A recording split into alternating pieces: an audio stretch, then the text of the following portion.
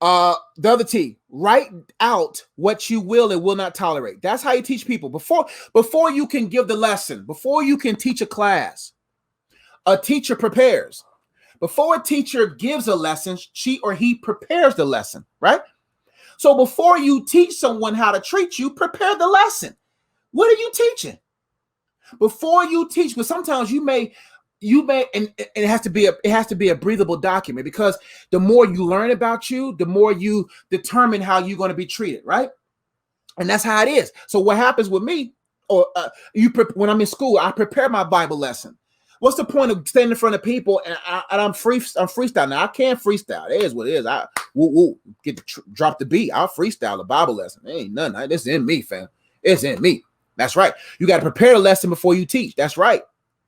And so the issue is we don't even know our standards and boundaries and values. You got to write out the lesson. You got to write out the lesson and say, this is what I will and will not tolerate from myself first, and then others.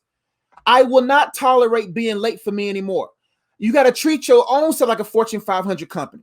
I will not tolerate this for myself. I will not tolerate that for myself. Therefore, I won't tolerate this for. If I'm not yelling at myself, why am I gonna let you yell at me, fam? If I don't cuss myself out, why am I gonna cuss you out? Or why am I gonna let you cuss me out? If I don't hit myself, how? Fam, you want these pans? I don't throw hands, I throw pans, fam. So you can try me if you want. Whop, whop. Them handhelds. You know what I'm saying? You listen. What I'm saying is, you gotta be able to say, hey, this is what I accept and what I don't accept. And when that comes across your table and they're doing something else, but I know I don't tolerate that. But when you desperately need them, you let stuff slide. No. I only need God, fam. Do you want this job or not? Do you want to be my friend or not? Do you want to be my husband or not? Do you want to be my wife or not? Do you want to be this? No, what is? What you want? What you want? What you want? You got to prepare the lesson before you teach the class, fam. What are your values? What are your standards? What are your goals? What are your aspirations? What does God require of you? That's the first few paragraphs on that document. God says we're not doing this before marriage. So what you what? Why are you touching my thigh for?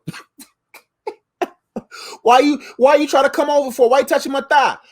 Because if they compromise God, they won't compromise you. If they don't respect God, they will inevitably disrespect you. So this is what listen. And the issue is, the higher your standard, the slimmer the pickings, and that's okay. I don't care about who's all out there. I'm already married, so I'm giving an example for y'all. It doesn't matter who's out there.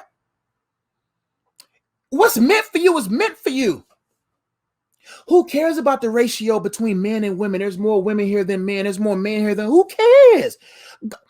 Have you interviewed everybody in Australia yet? Have you been to Belgium? Have you been to Texas? Have you literally scanned the whole world? Where do these stats come from? Do they really go to every other person? But are you single or are you married? They don't check everybody. God's the only one that can check everybody. Woo-hoo. God's the only one that can check everybody. So why are we sitting there bringing our standards down because the pickings are slim? Slim to who? God ain't going to get everybody married because ain't nobody willing to be in God's will. But all things work together for the good to them who love God and are called according to.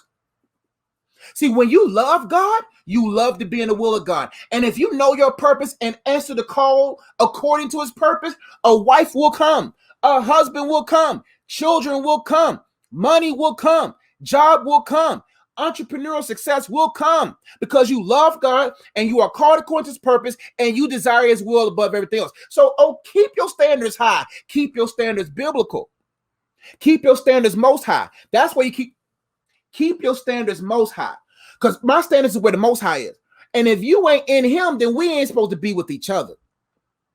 That's facts. That's on period, like the kids be saying. But you got to prepare the lesson before you teach the lesson. So write out what you will and will not tolerate from yourself and others. Let's keep going. E,